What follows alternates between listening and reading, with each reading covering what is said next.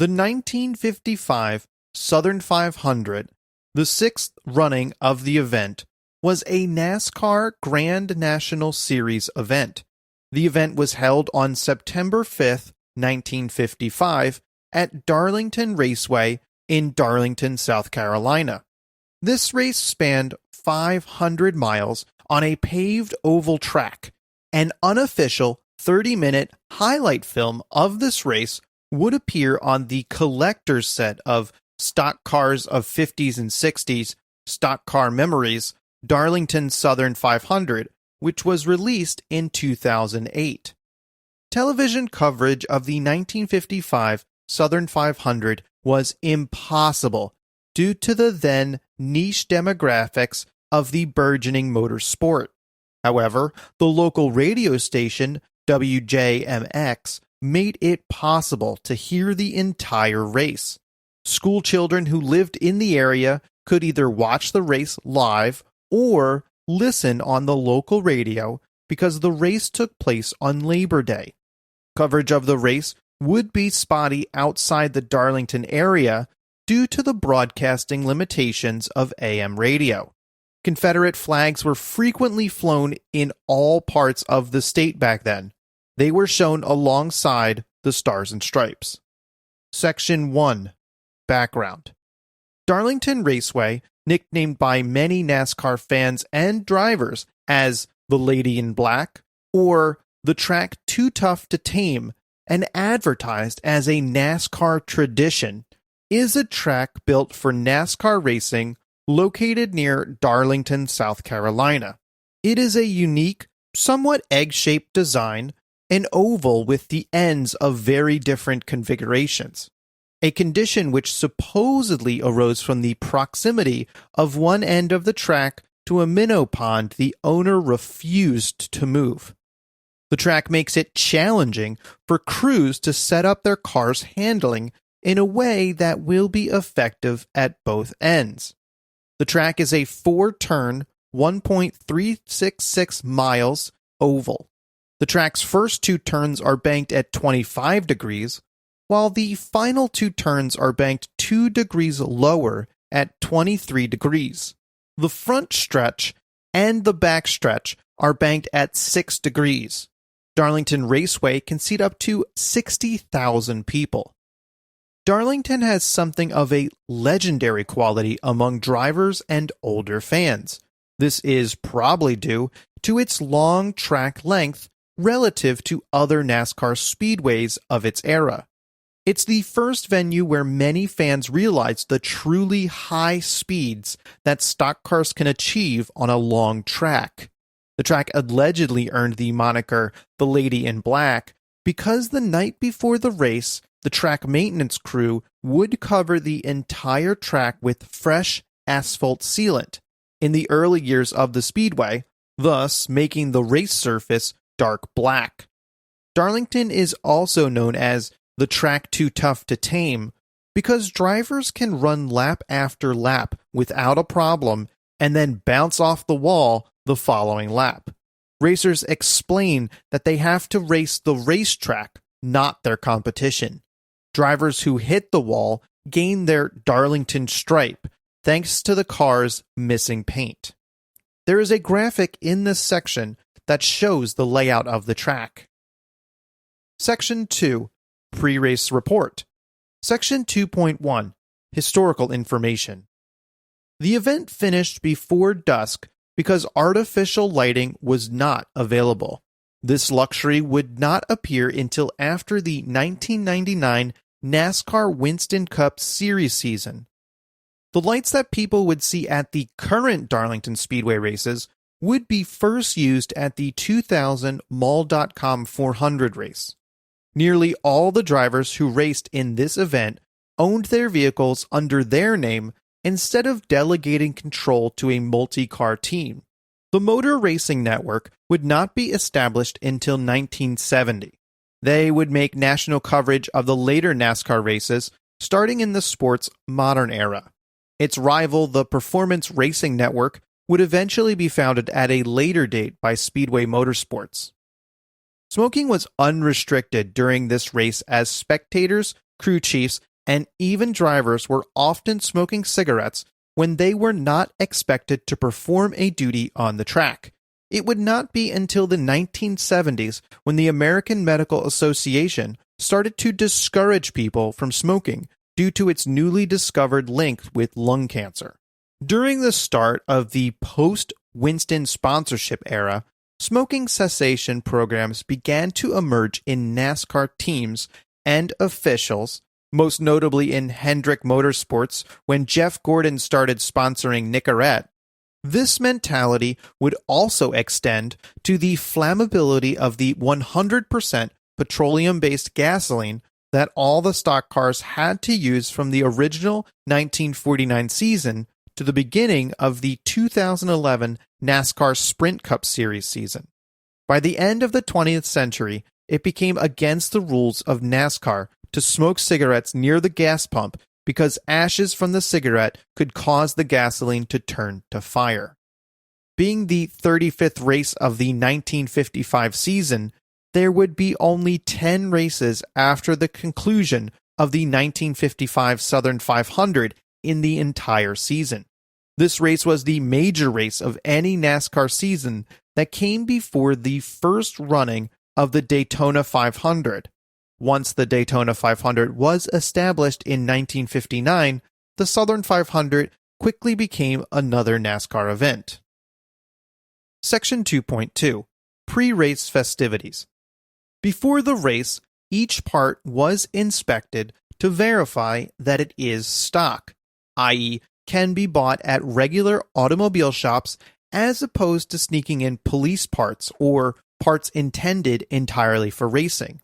Sometimes, vehicles had to be dismantled to find parts that look dissimilar to everyday passenger vehicles. Only roll bars were added for extra safety during the 500 miles of racing. Every car that passed the inspection and was certified stock was given a certification ticket on the dash. Having a certification permitted the driver to take part in the event with the full blessing of NASCAR. Intermittent periods of rain hampered qualifying and made the track wet. When qualifying finished, Fireball Roberts earned the coveted pole position for the race. On the night preceding the race, a beauty pageant was conducted with Fonty Flock as one of the judges. This tradition would be repeated at the 1956 Southern 500 and all later Southern 500 races. Out of the many contestants that signed up from the Darlington area, Miss Martha Williams from Myrtle Beach, South Carolina, won the honors of becoming Miss Southern 500 and accepted the ceremonial position that she held during the race.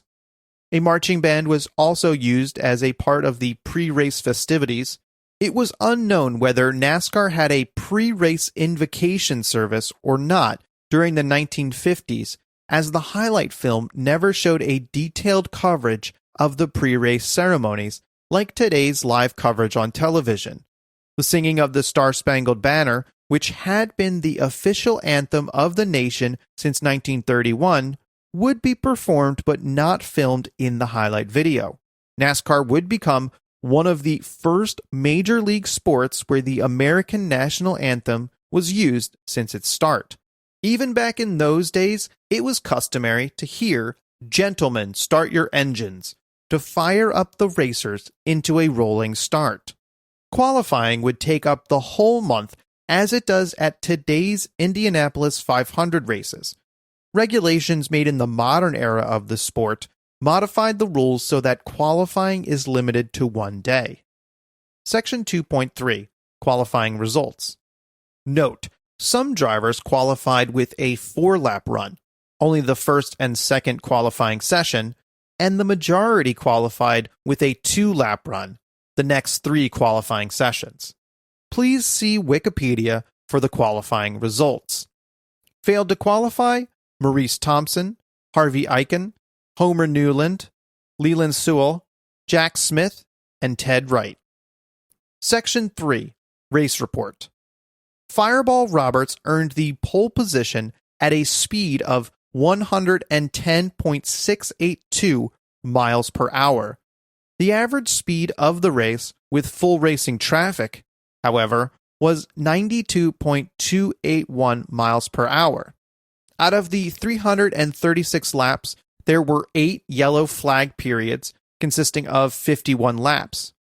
50,000 people attended the live event to see 69 cars race.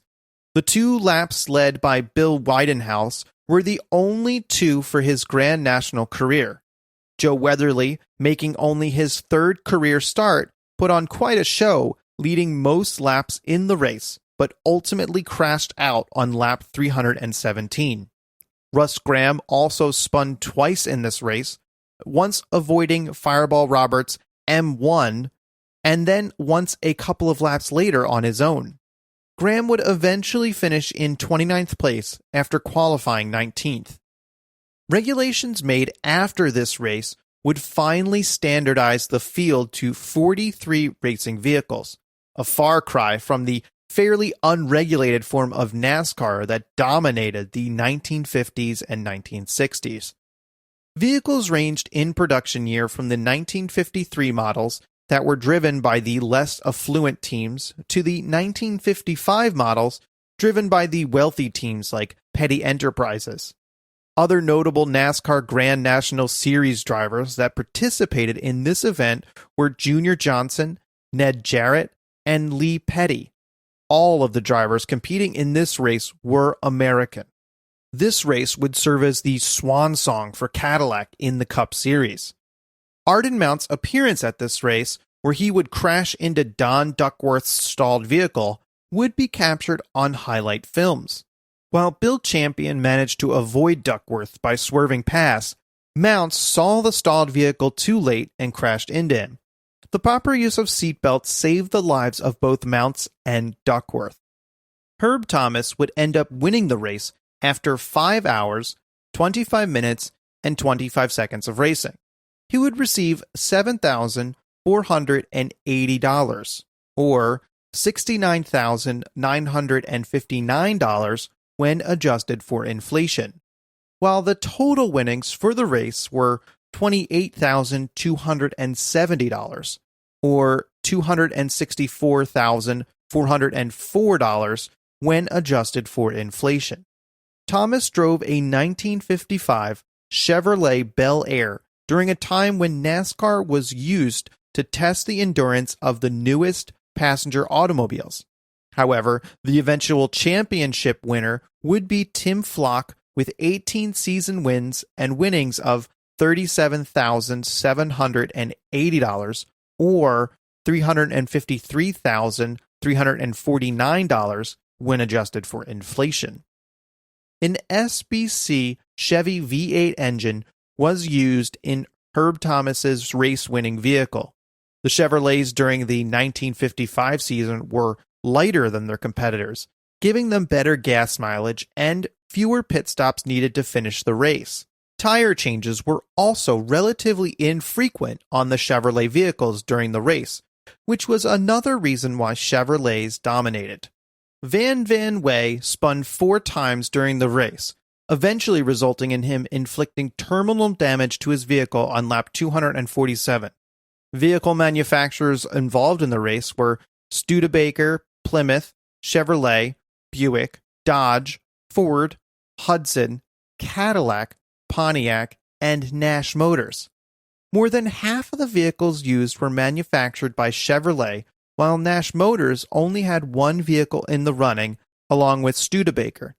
Sponsors for the drivers in the race included Mercury Outboards, Marion Cox Garage, Schwarm Motors, Hell's Afire, the Racing Club, Paper Hangers, and Fish Carburetor.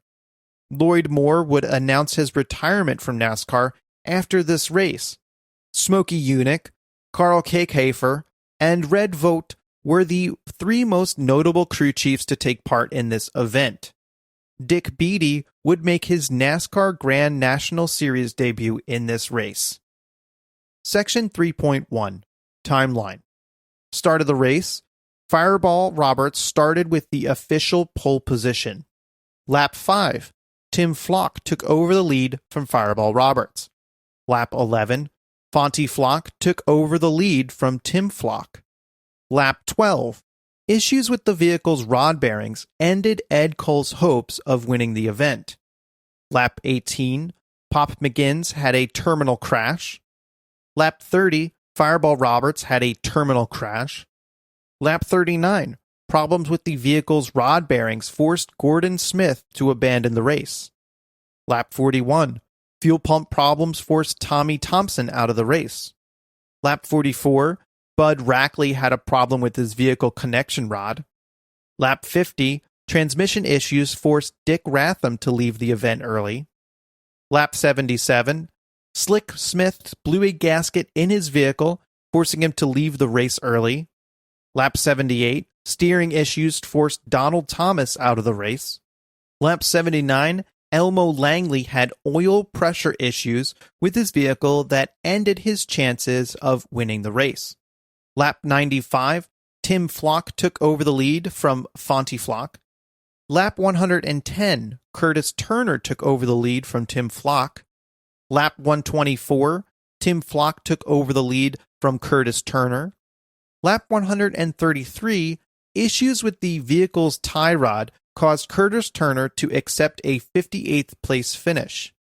Lap 137, Jimmy Rowland's rear end came off his vehicle, ending his race weekend prematurely. Lap 147, Don Duckworth crashed into Arden Mounts, who was 4 laps behind him. Lap 148, Bill Widenhouse took over the lead from Tim Flock. Lap 150, Joe Weatherly took over the lead from Bill Widenhouse. Lap 184, Dick Beatty and Jim Thompson both had terminal crashes, forcing them out of the race. Lap 188, transmission issues forced Gene Simpson to exit the race. Lap 190, Fonty Flock had a terminal crash. Lap 202, Dick Alwine had a terminal crash. Lap 210, the rear end of Clarence DeZella's vehicle came off, forcing him to leave the event. Lap 225, a faulty transmission forced Doug Cox out of the race. Lap 231, Fred Johnson developed problems with his tires.